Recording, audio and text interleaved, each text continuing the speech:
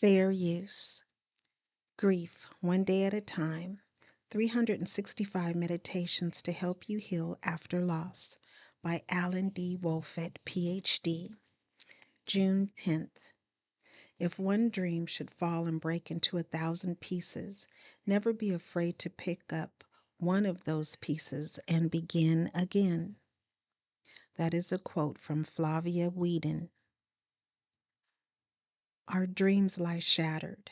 They've broken into 1,000 pieces. We can't pick up the pieces and put them back together exactly as they were.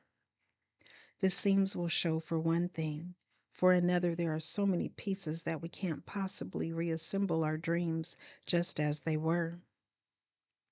We can, though, pick up one special piece. We can use it as the starting point for a new or revised dream. The meditation reads, starting with one piece, I can begin again. June 11. Grief can be the garden of compassion. If you keep your heart open through everything, your pain can become your greatest ally in your life's search for love and wisdom. That is a quote from Rumi. Our grief is not only our friend, it is our ally. It has our best interests at heart. It looks out for us and wants only what's best for us. If we're wise, what do we do with allies? We listen to them. We seek their counsel. We hold their opinions in the highest regard. Our grief knows what to do and when to do it. We can trust it to guide us toward our most meaningful and joyous future. The meditation reads, my grief is my greatest ally.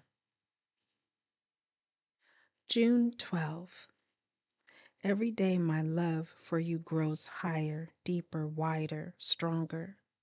It grows and grows until it touches the tip of where you are and comes back to me in the loving memory of you, and my heart melts with that love and grows even more.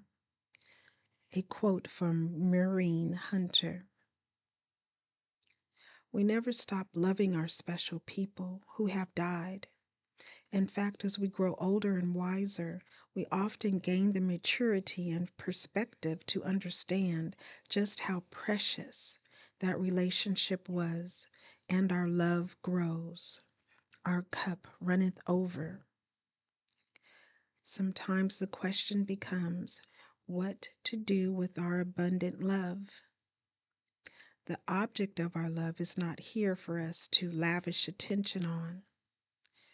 Maybe we could share it with someone else, perhaps a friend, family member, or neighbor, could really use some of our loving kindness right now.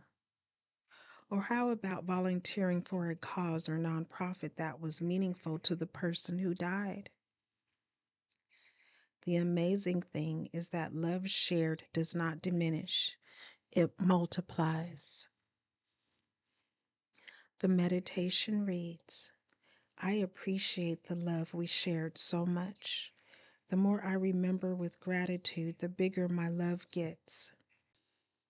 When it overflows, I'll find ways to share it that would make you smile. June 13. It is a curious thing, the death of a loved one. We all know that our time in this world is limited, and that eventually all of us will end up underneath some sheet, never to wake up. And yet, it is always a surprise when it happens to someone we know. It is like walking up the stairs to your bedroom in the dark and thinking there is one more stair than there is. Your foot falls down through the air, and there is a sickly moment of dark surprise as you try and readjust the way you thought of things. That is a quote from Lemony Snicket. It's true. The death of our loved ones caught us off guard. Even if we'd been expecting the death for a while, the actual death was still a dark surprise. Not yet, not now. Stop. We're never ready. The shock comes from the finality. Death is a line that once crossed can't be uncrossed. There is no going back. We're not able to grasp that, not really until it happens. It takes time and hard work to readjust after the sickly moment of surprise. The meditation reads, feeling shock and surprise after someone dies is normal. It will take time and hard work to readjust. June 14. Pain removes the veil.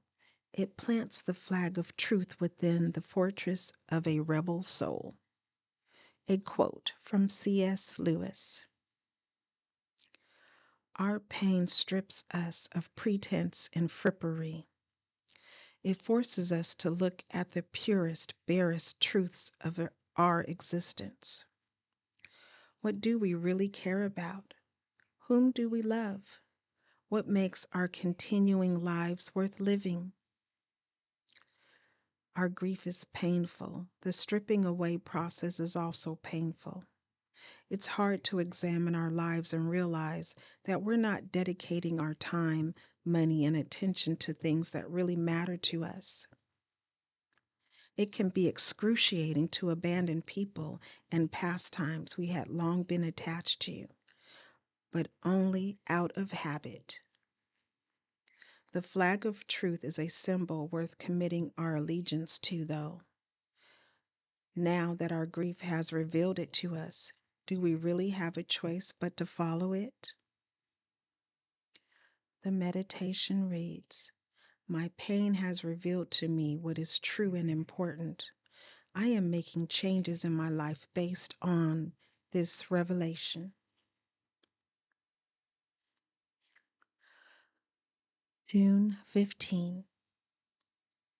You will lose someone you can't live without, and your heart will be badly broken. And that bad news is that you never completely get over the loss of your beloved. But this is also the good news.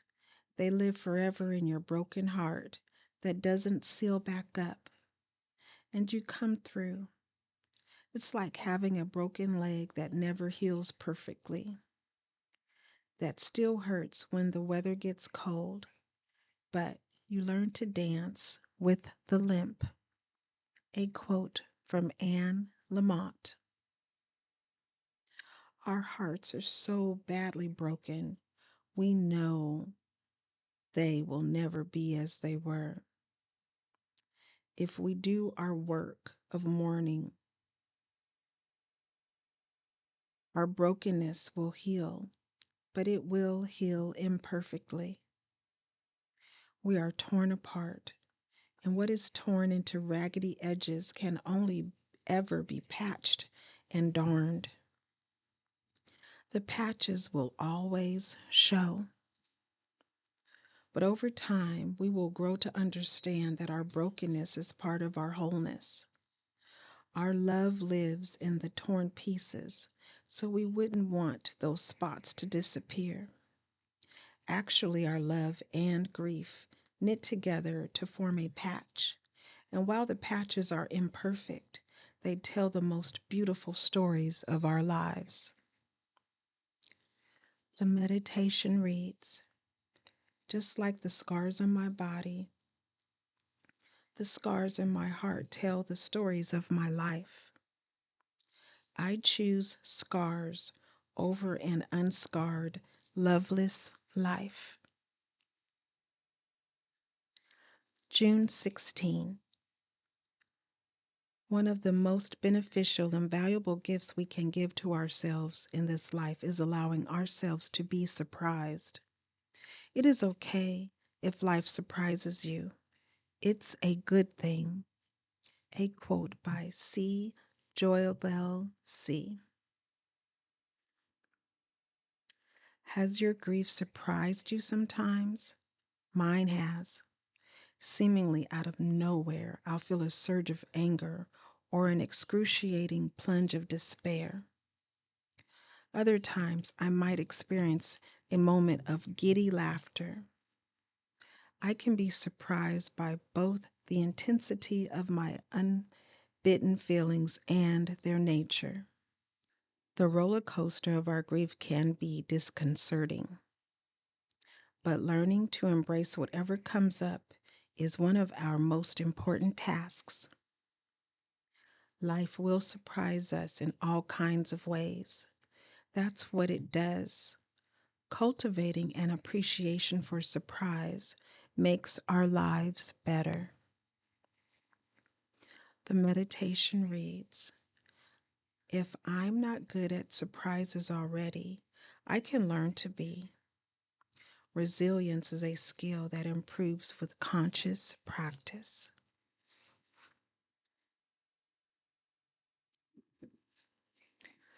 This is DHB, which means Devotion, Health, and Beauty Recovery Network. I am Day. Please like, share, subscribe, and remember that you are not alone.